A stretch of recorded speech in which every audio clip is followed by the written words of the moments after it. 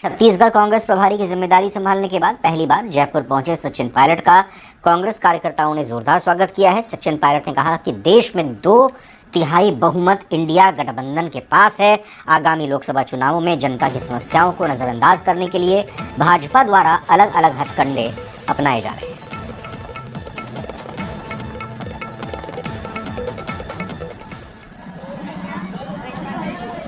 परिणाम आया है वो इस बात को दिखलाता है कि राजस्थान में नई सरकार बनी। सरकार बनने में जो विलम्ब हुआ, सरकार बनने के बाद चलते चुनाव में आचार संहिता की धज्जियां उड़ाते हुए और नैतिकता को ताक पे रखते हुए भाजपा के उम्मीदवार को मंत्री बनाया गया। और मैं समझता हूँ शायद राजस्थान में पहली बार हुआ होगा कि मंत्री बनाया बिना विधायक बने, लेकिन प्रदेश की जनता ने इस उपचुनाव के माध्यम से संदेश दिया है कि भारतीय जनता पार्टी को लोग स्वीकार नहीं रहे।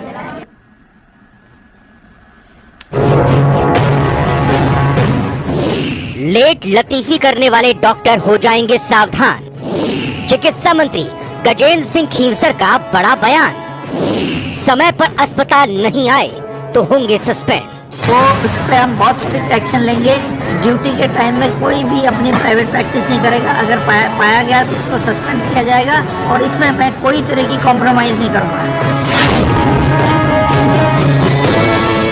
सुना आपने प्रदेश के नए चिकित्सा मंत्री गजेंद्र सिंह खींवसर के इस बयान को। अब अगर आप प्रदेश में रहते हैं और पेशे से डॉक्टर हैं तो सतर्क हो जाएं, क्योंकि जनता को बेहतर और वक्त पर स्वास्थ्य सुविधाएं देना प्रदेश की भजनलाल सरकार की प्राथमिकता में शामिल है। कार्यभार संभालने के बाद चिकित्सा मंत्री गजेंद्र सिंह एक्टिव मोड में हैं, जिन्होंने स्वास्थ्य और चिकित्सा शिक्षा विभाग के साथ पहली बैठक के बाद क्लियर कट मैसेज दिया कि डॉक्टर या तो वक्त पर अस्पताल में आए वरना सस्पेंड कर दिए जाएंगे। इस पर हम बहुत स्ट्रिक्ट एक्शन लेंगे। ड्यूटी के टाइम में कोई भी अपनी प्राइवेट प्रैक्टिस नहीं करेगा। अगर पाया गया तो उसको सस्पेंड किया जाएगा और इसमें मैं कोई तरह की कॉम्प्रोमाइज़ नहीं करूँगा। सरकार का पैसा लेके और आप उन्हीं घंटों के अंदर आप जाके अपने प्रैक्टिस कर रहे हैं, इसमें मैं फ्लाइंग स्क्वाड लगाऊंगा, मैं चेकिंग करूँगा और ये बहुत गंभीर विषय है। इसको मैं गंभीरता से ले रहा हूँ और इस पर एक्शन लूँगा। कार्रवाई सिर्फ देरी से पहुँचने वाले डॉक्टरों पर ही नहीं होगी, बल्कि निजी क्लिनिक में प्रैक्टिस करने वाले डॉक्टर सरकार के निशाने पर हैं। हालांकि एक तरफ डॉक्टरों को सतर्क किया गया तो दूसरी ओर बेरोजगारों के लिए सरकार खुशखबरी भी दे रही है। स्वास्थ्य विभाग में भर्ती का इंतजार कर रहे बेरोजगारों के लिए राहत की खबर है। प्रदेश सरकार ने राष्ट्रीय स्वास्थ्य मिशन के तहत पहले जारी की गई विज्ञप्ति में संविदा, नर्स, महिला स्वास्थ्य कार्यकर्ता और सीएचओ के पदों में इजाफे के प्रस्ताव को मंजूरी दी गई है। अब इन पदों के लिए कुल 9,890 पदों पर भर्ती का प्रस्ताव राजस्थान कर्मचारी चयन बोर्ड को भेजा जाएगा। जितने भी रिक्त पद है उनको भरने की कोशिश है। कल ही मैंने फाइल की। हमारे जिले के जो भी हॉस्पिटल्स है उसके लिए मैं जितनी भी आप चाहोगे फैसिलिटीज़, मैं पूरी मेहनत करके आप लोगों के चाहे हॉस्पिटल को अपग्रेड करना है और या फैसिलिटीज़ कोई कम है उसकी मैं पूर्ति। स्वास्थ्य सेवाओं के प्रति सीएम भजनलाल कितने सजग हैं, इसकी बानगी 25 दिसंबर 2023 को उस वक्त देखने को मिली थी जब वो अचानक जयपुर के सीएमएस अस्पताल पहुंच गए थे, जहां उन्होंने डॉक्टरों से उनके हॉस्पिटल आने से लेकर मरीजों को मिलने वाली सुविधाओं पर जानकारी ली थी। इतना ही नहीं, लापरवाही करने वाले डॉक्टरों को फटकार भी लगाई थी। ऐसे में अब इतना तो तय है कि मरीजों को फॉर ग्रांटेड लेने वाले डॉक्टरों की अब खैर नहीं है। लेकिन उससे पहले देखिए जेडीए की ही खबर के बारे में आपको बताते हैं। दरअसल लैंड फॉर लैंड प्रकरण में कई अधिकारियों पर कार्रवाई हो सकती है। जी हाँ, तो हम आपको बता रहे हैं, थोड़ा ध्यान से सुनिए इस खबर के बारे में जो हम आपको बता रहे हैं। कई अधिकारियों पर गाज गिर सकती है। जयपुर में लैंड फॉर लैंड प्रकरण में जेडीए में पदस्थापित रहे 2 आईएएस और आरएएस अफसर विवादों में है और आज यूडीएच मंत्री ने गंभीरता दिखाते हुए एक्शन लिया। इस खबर को हमने आपको पहले बताया और उस खबर के बाद अब जो डेवलपमेंट हो रही है वो भी आप तक पहुंचा रहे हैं। लैंड फॉर लैंड के मामले में आवंटन पर रोक लगा दी गई है। भ्रष्टाचार की जांच के लिए पत्रावलियां तलब की गई हैं। पिछले 5 सालों में हुए लैंड अलॉटमेंट की विस्तृत रिपोर्ट मांगी है।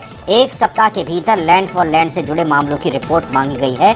और बड़ी बात ये कि लैंड फॉर लैंड प्रकरण में कई अधिकारी पर गाज गिर सकती है। जी हाँ, कार्रवाई हो सकती है।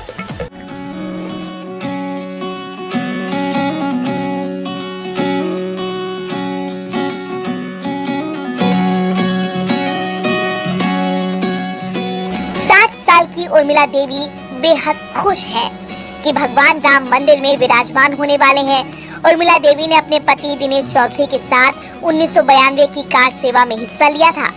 एक तरफ राम मंदिर बनने की खुशी है तो दूसरी तरफ इस बात का दुख भी है कि पति दिनेश चौधरी इस शुभ घड़ी में उनके साथ नहीं है। उर्मिला का कहना है कि राम मंदिर को लेकर उनके पति बेहद उत्साहित रहते थे, लेकिन एक साल पहले ही उनका देहांत हो गया। उत्साह था तो बुलाने की हमको भी वो थी, बहुत तमन्ना थी कि अपन चलेंगे उस पर अब क्या करें, उनको अब क्या करे, भगवान ने वो जो उनको तो बहुत उत्साह था, पर अब क्या करे, वो जहाँ भी हैं वहाँ खुश रहे और उनका उत्साह बढ़ता रहे। यही है कि उनकी आत्मा तो बहुत उत्साहित थी, पर क्या करे, भगवान ने जो किया जो ऐसा ही। 1992 में उर्मिला जिद करके अपने पति के साथ अयोध्या कार सेवा करने गई थी। उन्हें आज भी याद है कि कैसे विवादित ढांचा गिराए जाने के बाद प्रशासनिक कार्रवाई के तहत लालसोट में स्वयं सेवक संघ के कार्यालय को सीज कर दिया गया और उनके पति को कई दिन दौसा जेल में रखा गया था। करीब 13-14 साल थी। मेरी एक छोटी सिस्टर थी, उसकी उम्र 11 वर्ष की थी। बहुत छोटे छोटे थे, लेकिन पिताजी राष्ट्रीय स्वयंसेवक संघ के नगर कारवा थे।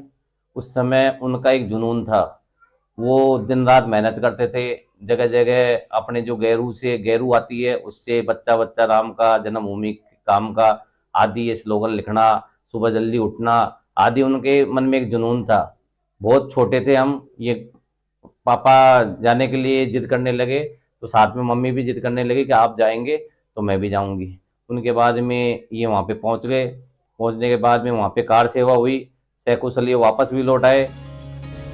कार सेवा में सक्रिय सहभाग कर चुकी उर्मिला अयोध्या में भव्य राम मंदिर के सपने को साकार होता देख रही हैं। इस शुभ घड़ी में पति भले ही साथ ना हो, लेकिन उन्हें भरोसा है कि वो जहाँ भी होंगे प्रभु राम की कृपा से प्रसन्न होंगे।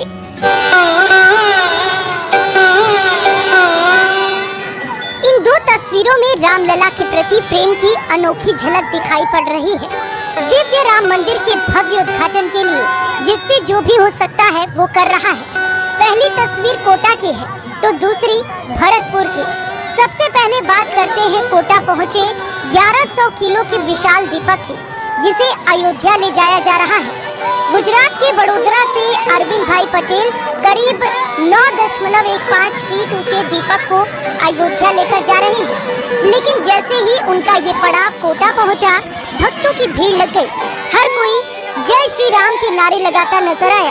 फूलों की वर्षा कर स्वागत किया गया। दिया मैं और मेरे परिवार से बनाया हुआ है। ये दिया का खासियत है 9.25 फुट ऊंचाई है, 1100 किलो का वजन का ये दिया हमने 1 महीने में तैयार किया है। उसमें घी डालने जाओ तो 500 किलो घी अंदर आता है और पूरा 2-2.5 महीना एक दिया जलता है। कितना समय आपको लगा इसको बनाने में? ये बनाने में मेरे को एक महीना हो गया। अरविंद भाई पटेल ने 2 दिन पहले अपनी यात्रा को वडोदरा से शुरू किया और रामलला की प्राण प्रतिष्ठा से पहले अयोध्या पहुंचना इनका मकसद है। विशाल दीपक बनाने में इन्हें करीब 1 महीने का वक्त लगा। इतना बड़ा दिया बनाने का ख्याल इन्हें वडोदरा में बनी 108 फीट लंबी अगरबत्ती के बारे में सुनने के बाद आया। 1100 किलो के दीपक को जलाने के लिए एक बार में 501 किलो घी की जरूरत पड़ती है और 15 किलो ऊन की बाती दीपक जलाने के लिए बनानी पड़ती है। राम राज्य यहाँ स्थापित हो, इसी कामना के साथ हम सभी भगवान राम की जो हमारी धार्मिक आस्थाओं और श्रद्धा के केंद्र बिंदु हैं, उनको याद करेंगे और उनके चरणों में उनकी शरण में हम सभी जाएंगे। 7 महीने में तैयार की गई वडोदरा के करशन भाई मारवाड़ की 108 फीट लंबी अगरबत्ती हो या फिर अरविंद भाई पटेल के जरिए तैयार किया गया करीब 10 फीट ऊंचा दिया हो, सभी इस बात को बयां कर रहे हैं कि रामलला के प्रति भक्तों की आस्था कितनी गहरी है।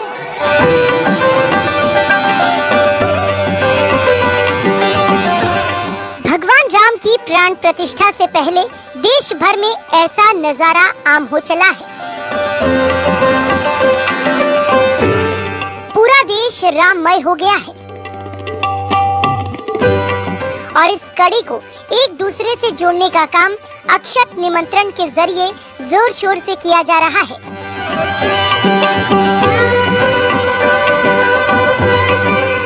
राम मंदिर प्राण प्रतिष्ठा कार्यक्रम के लिए अक्षत निमंत्रण महा अभियान को आगे बढ़ाने का काम हिंदूवादी संगठन कर रहे हैं,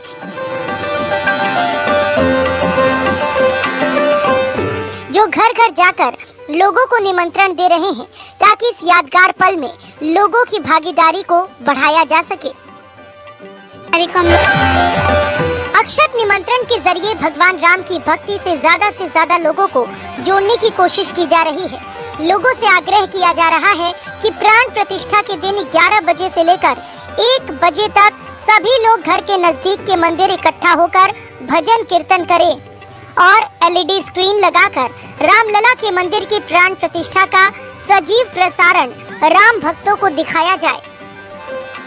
अक्षत निमंत्रण में लोगों से अपील की जा रही है कि प्राण प्रतिष्ठा के दिन शंख बजाया जाए, राम आरती के बाद प्रसाद का वितरण किया जाए, सामूहिक रूप से हनुमान चालीसा, सुंदरकांड, राम रक्षा स्रोत का पाठ राम भक्त करें। प्राण प्रतिष्ठा के दिन शाम को देवी देवताओं की प्रसन्नता के लिए दीपक जलाने का आह्वान किया गया है।